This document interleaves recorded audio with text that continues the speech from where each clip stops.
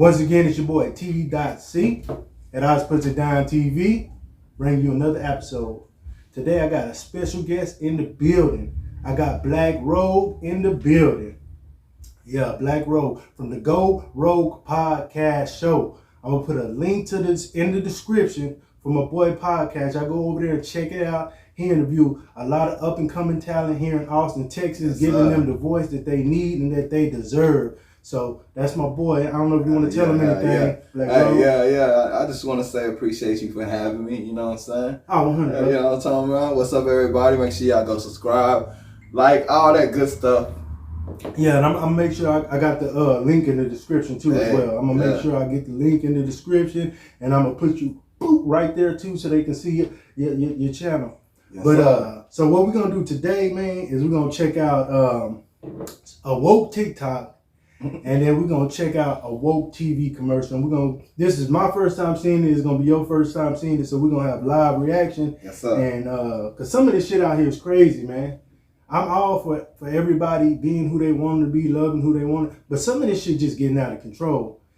I'm going to show you. I heard about the commercial. But first we're going to watch this woke TikTok. All right. You ready? Yeah. Jump into this shit. Rights and freedom, that would tell you that. But since you seem to forget that, and you're all loud and proud with your big thoughts and your big ideas, and you wanna, whatever, fucking set up hot tubs in Ottawa. I'm a recruiter. It's a small industry. Smaller than you'd think. Same with HR. So, if you're looking for a job, or maybe trying to keep a job, maybe, just maybe, think about what you're putting on social media. Again, freedom fighters. I know you're not really big with stats and, facts aren't your thing, But what I can tell you, what is a fact, is that recruiters talk. And recruiters, like the majority of Canada, don't agree with you. Do you know what that means? Do you have any guesses? Any guesses what that means? What that means is that if you need a job, you might not get one. If you want to keep a job, you might not get to do that. And you know what else HR is good at? Documentation. You know what that means? You want to be an asshole. We document it. We give you a couple tries. Then what do? We terminate you. With cause. If we're so lucky. If not, we give you the minimum allowed by law. So, I guess she's talking to some group that don't agree with whatever she agreed to and is saying that she's like HR. And that basically, if she sees something and you posting it and she don't agree with it and it's not with whatever she's going to, they gonna blackball you because they got the power. I mean, some people do put crazy shit on their social media, but I mean, it's theirs, right? So I mean, this would be considered crazy shit, don't you think? No, maybe, I don't know. I mean, not really, cause I feel like I don't know, man. Like I think people got the right to do what they want to do on their own social media. It's at home. They doing it at home. As long as it ain't hate speech. Yeah. Okay. So it ain't calling to violence, of course. We don't ever want to call violence. No. We, you know what I'm saying? But let's see. I don't know. She just creeped me out. Either way, best of luck to you. Recruiters are watching. HR is watching. Everywhere. And we hate you. We hate you so much. And you think we can't do anything. We can. We have the power. Always. Remember that. Doesn't matter if there's a fucking man at the top of your HR department. It's run by women. And it's run by angry women just like me. I'm so glad I got that off my chest. It's been eating me up inside. And honestly, my heart goes out to you guys. I mean, you have families to feed, right? You brought your kids to this big event. You're freedom fighters. You're standing up. Oh, they will be so proud. So proud of you. Fuck yourself. Fuck yourself. Mwah. Love you. Like I said, she get to do that on her social media, but you know what I'm saying? That shit crazy. And I do apologize, bro. I ain't got no AC. Oh, Next man. time, I'm going to put the fan. You know what I'm saying? I just didn't want the fan noise. I didn't know how it was going to work on the video. Oh, you good, brother? You good. I don't know what the hell she talking about, but that's kind of creepy. And what? Is freedom fighters like some type of African American organization. I doubt it, because right now you can't go against the blacks. You gotta be BLM to fight the good fight. That's everybody auspice. Black Lives Matter. Yeah, they social justice warriors. So they have to have that as a catalog if they're gonna pretend like they're really about something. Yeah. Because I swear, I feel like a lot of these people who aren't our skin color, who screaming black lives, well, not even screaming, like they'll probably have it on their social media or somewhere posted on their social media or something. I believe they just doing it because that's what's hot and that's what makes them look good. I don't believe they actually socialize with black people or really care. You know what I'm saying? Yeah, I feel that. Like, for real. I don't think they date a black person. They'll listen to the music, but I don't think they will really engage. I think you hit it right on the head right there, man. I think they just doing, some people just doing it just for recognition or something. Yeah, you know what I'm saying? I don't think they engage in dialogue with us. Like, say for instance, they might have a BLM shirt and Black Lives Matter, but if a black Republican came up to them and wanted to talk to them, they wouldn't treat them with respect just because they got different viewpoints. Yeah. But would they vote for another black president or a Republican? But at the same time, right, even if a black person has a different viewpoint than you, if Black Lives Matter, then you should listen to their viewpoint. Yeah. But I've seen videos of the contrary. Maybe next time you come up, I'll show you some of those videos of those interactions. Fact. So that was interesting. You know what I'm saying? Oh, this next one, it's a Postmates commercial. Yeah. Okay. I don't even know what Postmates do because I'm too cheap. I don't like spending my money on anything. What are you eating, Miss Pride? Well, if you're a top, it seems like you can eat whatever you want. But if you're a bottom, you're expected to starve? Not this Pride. Introducing the bottom-friendly menu from Postmates. We teamed up with Dr. Evan Goldstein from Bespoke Surgical to bring you a menu of bottom-friendly foods backed by science. Insoluble fiber won't help you feel cute, so avoid things like whole grains, wheat bran, cauliflower, potatoes, legumes. Hold up, are you just fully diving into those beans? The problem with these foods is they don't dissolve in water, which could cause a traffic jam in your digestive system, making a mess of your evening. Speaking of messy, it's a good idea to avoid dairy. I cannot handle lactose right now. Look at her. If you're going to eat something insoluble, give your body about 24 hours to process all of it. I think I was supposed to pause it more not to get hit by a copyright strike, but I think we're still, hopefully we fall in that gray area. Yeah. I hope so too. I really don't know how the YouTube thing works. I haven't been flagged anything yet. So I did Oz Brings Unnecessary News, where I was talking about unnecessary news, but I ended it on a segment that I call Family Floopers, which was like a compilation of Family Feud bloopers where they give throwed-ass answers that were funny. And it was like at the very end of the video for like maybe 20 seconds, and the owners of the company that owns Family Feud sent me a copyright strike. Oh, damn. Yeah, but YouTube gives you a chance to amend it. You can send them and let them know, hey, blase, blase, and all that shit. Is that what you did? No, I'm not monetized yet. Yeah, I'm not monetized yet because of y'all, but we ain't gonna talk about that. So I wasn't really worried about it. I'm just doing it for content right now, so I wasn't tripping, but that's something I noticed. But back to this commercial, because, when it comes to, alternative lifestyles, there's a bottom and a top, right? You know what that is, right? Yeah, it's part of the LGBT community. So that's what they talk. I guess food. Shout out to y'all. Yeah. We ain't got no disrespect, but this shit is outlandish. Don't nobody want to be seeing this shit on TV. Crazy. Like, I guess it's foods that's good to not your booty hole because stuff got to go in it. So it's certain foods you can't eat. I think that's what they're going for. You know what? We're going to have to go back so I can really... I didn't think they was doing... I thought it was just a commercial about food. You know what I mean? But I know it's LGBT community. Yeah, I heard them talking about fibers and certain stuff you can't have and shit. I thought that I was trying to be more... Soluble fibers and protein are the key to having some good, clean fun. These all digest easily and slowly while feeding your good gut bacteria. which makes sushi a great bottom-friendly option.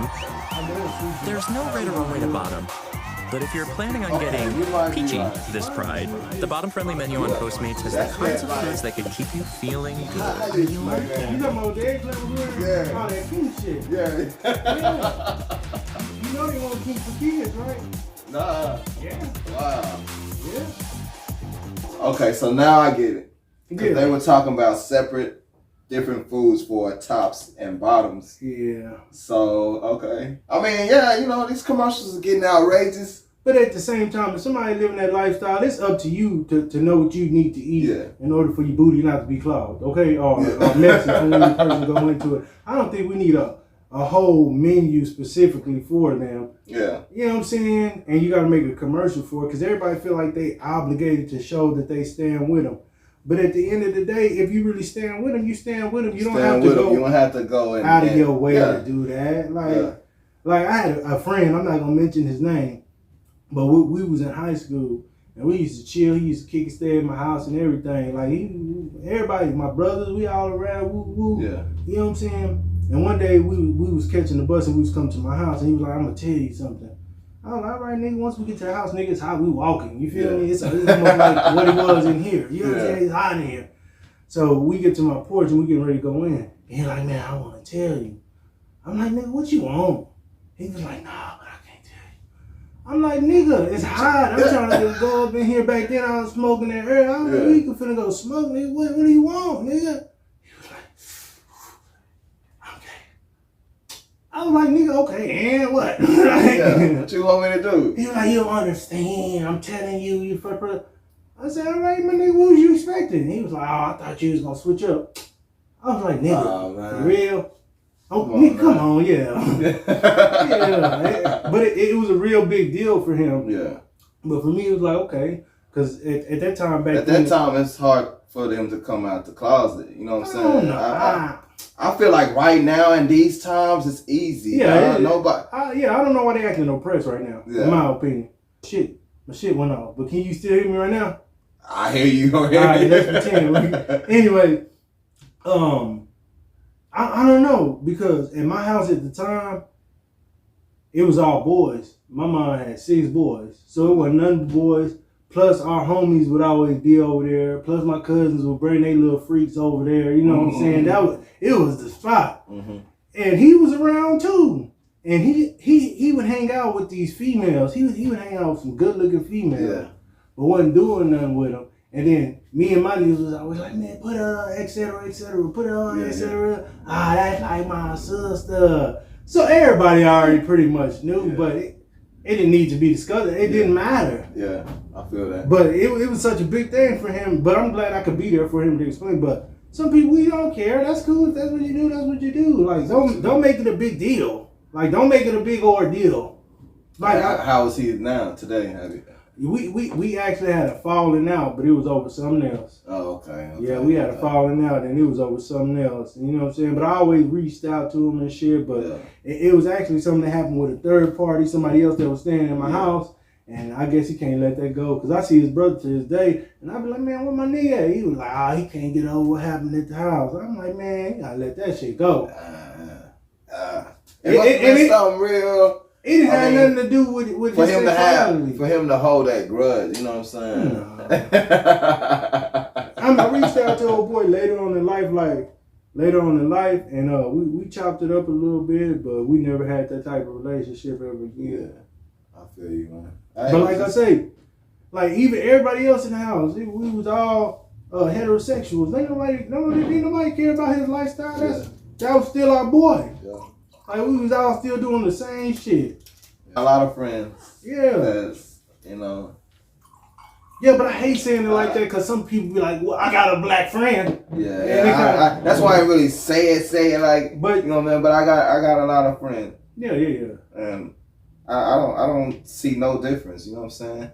No. You remember James? I talked to him almost. Hell yeah, James cool. Shout out James wherever James up is. There in Japan. Then he went back. China. Yeah, If you got him on social media, send him this shit. Shout out, James. Oh, yeah, I got him. Much love. Yeah, man, shout out, James, man. I used to chill with James. I remember we had to go do some work-related shit. I had to run to one house, and I was riding with James. Yeah. Showing him my music. He was showing me his music, man. Yeah. Man, James cool people. I got you. James cool people. But you know, the time is different over there, so sometimes when he be calling me, it be the late wrong as time. night. Yeah. And then when I call him, he be drunk as fuck. Yeah. He drunk as fuck early. And it's like my brother right above me is gay. That's what's up. When I figured out late. Everybody knew except for me. I got 3 gay gay stepbrothers. You didn't say gay straight brothers. I was like, boy, it's 2022. But yeah, I was more mad because I didn't have a Facebook. Yeah. And when I figured out, I was like, hey, mama, why he always with that dude and driving that dude's car? She was like, oh, you know about your brother? I was like, what you mean? What you mean? Yeah. Oh, yeah, I forgot you ain't on Facebook, you know. I was more mad that everybody else knew before me. Yeah, I felt like I was left out. I mean, because it really don't change anything. Like, Nah. You know what I'm saying? Like, even before I knew James was like that, I fucked with him. Like, he was cool than a motherfucker. And when I found out, it was still the same. We still talk almost every day. Working at my job, cooking, I got a new gay friend. His name Kevin, and he cool than a motherfucker. He, I think Chinese. I want to say that. And he be doing a lot of drag shows. Because I was going to name this guy that used to work where I work now, but he quit, and I wanted to do the podcast with him. All this was originally set because him, me, and another coworker was all 3 supposed to do this. And we all hit, like, I'm straight black male, she was a straight black female, and he was a gay, white kind of mixed guy. Nice. And we all had different perspectives, but we would always be talking and having these conversations. I'm like, we need to put this on. But he ended up quitting. But he was cool. He was cool. Like me and him, we would be talking even if she wasn't there. And sometimes we wouldn't agree upon stuff, and we would get into heated arguments. But I just don't see why. Just because somebody gay, why would you change your perception about them? You know what I'm saying? I don't get that. I don't know. Some people are weird. Like him, like I say, we were getting heated debates about different topics, ranging from different things. But after we done talking about the subject matter, we back to normal. Yeah. Like we had our strong opinions on what we was talking about, but outside of that conversation, we was back to cool. Exactly. It was always cool. But like I say, like you say, I don't know. I don't know, man. But I can't. Our world is crazy right now. I can't say about anybody's individual struggle. That's different. Your own individual struggle that you're dealing with your family and people in your close proximity. Yeah. That's different, but that ain't the whole world. Because even when it comes to racism, I've been racially profiled by the police. I've been harassed by a racist lady once trying to make the right decisions and not trip. I'm right there with you. You know what I'm saying? I've dealt with police on different occasions. Do I blame all officers? No. I understand there's good ones, there's bad ones. Just like rape people. There's good people, there's bad people. There's people that I get along with, and there's people I can't stand. That don't have nothing to do with what they do in their bedroom and who they do it with. Because when I deal with somebody, I deal with them, not their significant other. True that. I always be like, you know what I'm saying? We can, on the cop situation, I feel like we can say what we want about cops, but just imagine if there wasn't any cops, what the fuck would be going on right now? Man, I seen this debate that they was having on the college campus, and it was a specific campus where they had their own police force because they were so far out that the regular police couldn't get there in time. Yeah. So they was debating on abolishing it completely or like making changes. Yeah. And it was these two black, it was a female and a black guy who was for abolishing it. At the end of the day, if you don't have them and something go down, then what's gonna happen? That's what I'm saying. We can say what we want. It's a history. Without cops, it'd be some shit. It'd be the Wild West. Everybody would really be on their own. And the people who ain't for having guns and shit, who ain't gonna have guns, y'all gonna be out of luck. Yep. Because I'm for legally having guns, and I legally own guns. I legally own a gun. And you niggas gonna be out of luck, because I'm not gonna be trying to protect y'all. I got my own I gotta protect. I'm right there with you. So, you can't go into lawlessness. Now, that's not to say that there ain't a system in play that needs to be fixed. That's true. True. like I say, it's good people and bad people, but at the same time, cops who come out and speak about the bad cops, we need to praise them and uplift them the same way y'all trying to do all these other movements. We gotta give them their flowers. Yeah, instead of them being isolated and pushed off to the side, you know what I'm saying? Yeah. Because they'll get isolated by their own. The popos will isolate them for doing the right thing, and the people don't gather behind them like they should. Because when they get isolated like that, the people should come